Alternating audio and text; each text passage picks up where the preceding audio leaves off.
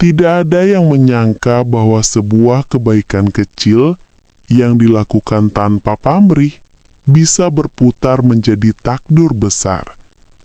Cerita ini bukan tentang kekayaan, bukan pula tentang kekuasaan.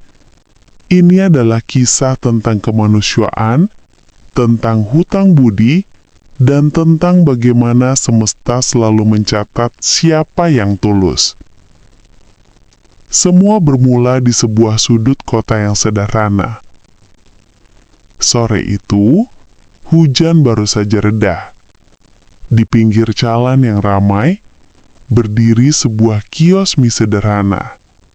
Di sanalah seorang pria paruh baya berhenti.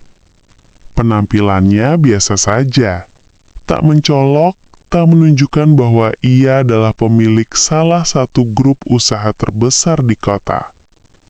Namanya Haji Zen. Saat menunggu pesanannya, matanya tertuju pada seorang gadis kecil yang berdiri tak jauh dari kios. Tubuhnya kurus, pakaiannya lusuh dan matanya menatap mangkuk mie dengan rasa lapar yang tak bisa disembunyikan. Pemilik kios terlihat kesal. Gadis itu diusir dengan suara keras. Namun, Haji Zen menghentikannya. Ia memesan 2 mangkuk mie, bukan untuk dirinya sendiri. Ia mempersilahkan gadis kecil itu duduk dan makan. Awalnya, gadis itu ragu. Tangannya gemetar. Ia makan perlahan, seolah takut makanan itu akan direbut kembali. Hingga akhirnya, ia berhenti makan. Bukan karena kenyang, tapi karena ingin membawa makanan itu pulang. Dengan suara pelan, gadis kecil itu berkata bahwa ia tinggal bersama neneknya. Orang tuanya telah lama meninggal. Setiap hari ia mengumpulkan rongsokan sambil menabung, berharap suatu hari bisa membeli gerobak kecil agar tetap bisa bersekolah. Haji Zen terdiam. Ia tidak menggurui, tidak memotret, tidak memamerkan kebaikannya. Ia hanya mendengarkan. Lalu, ia mengeluarkan uang Rp50.000, jumlah yang bagi gadis itu terasa seperti harta karun. Tapi Haji Zen tidak menyebutnya sedekah. Ia menyebutnya pinjaman. "Anggap kita rekan," katanya sambil tersenyum.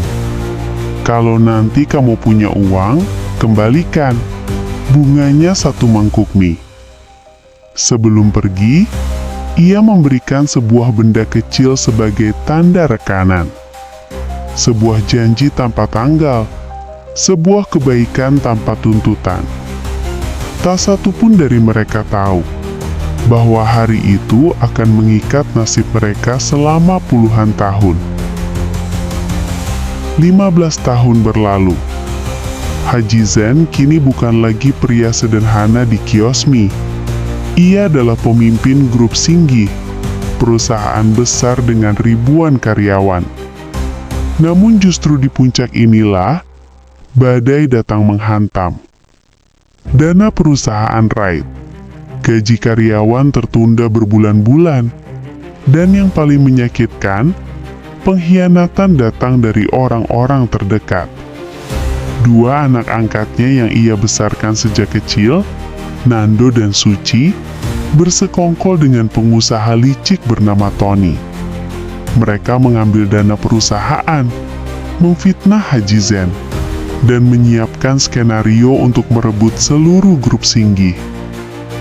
Para karyawan marah. Demo pecah. Haji Zen dicuaci sebagai bos tak berhati nurani. Namun, Haji Zen tidak melarikan diri. Ia berdiri di hadapan para karyawannya dan mengakui satu hal, bahwa sebagai pemimpin, kegagalan ini adalah tanggung jawabnya. Ia menjual rumahnya, ia menjual mobilnya, ia menggadaikan seluruh aset pribadinya. Bahkan ketika ibunya sendiri sakit parah dan membutuhkan biaya operasi besar, ia tetap memilih membayar gaji karyawan lebih dulu. Karena, jika saya menyelamatkan ibu saya, tapi membiarkan ratusan keluarga hancur, saya bukan lagi manusia, katanya. Sebagian karyawan ragu, namun lebih banyak yang menangis. Karena mereka tahu, pria ini mungkin jatuh, tapi ia tidak pernah berbohong. Di sisi kota lain, seorang wanita muda tengah menjadi pusat perhatian dunia bisnis. Namanya Nalinda Chow. Cerdas, tegas, dingin dalam pengambilan keputusan. Ia memimpin grup Chow, konglomerasi raksasa yang tengah mencari mitra strategis. Namun, di balik ketegasannya, Nalinda menyimpan masa lalu yang tak banyak diketahui orang. Ia dibesarkan dalam kemiskinan, ia pernah kelaparan, dan ia tak pernah melupakan satu pria yang pernah memberinya makan saat dunia berpaling darinya. Saat mendengar nama Haji Zen, jantungnya bergetar. Ada sesuatu yang terasa familiar. Ia memerintahkan orang-orangnya mencari pria itu, bukan untuk menjatuhkannya, melainkan untuk menepati janji. Di sebuah pameran investasi besar, Haji Zen dipermalukan di hadapan publik. Tony memaksanya berlutut demi pinjaman. Anak-anak angkatnya membelot. Semua seolah sepakat menghancurkan martabat seorang pria tua. Di saat itulah, Nalinda muncul. Langkahnya tenang, suaranya dingin. Wibawanya tak terbantahkan.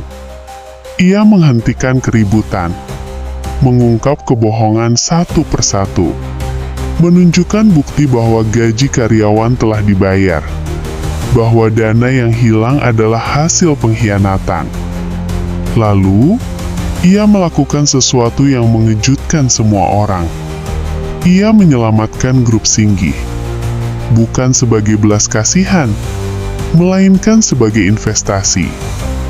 Saat hanya mereka berdua yang tersisa, Nalinda mengeluarkan benda kecil yang selama ini ia simpan. Tanda rekanan dari masa kecil. "Paman," katanya pelan, "aku datang untuk menepati janji." Haji Zen terdiam. Baru saat itulah ia menyadari bahwa gadis kecil yang pernah ia tolong kini telah menjadi penyelamatnya. Namun,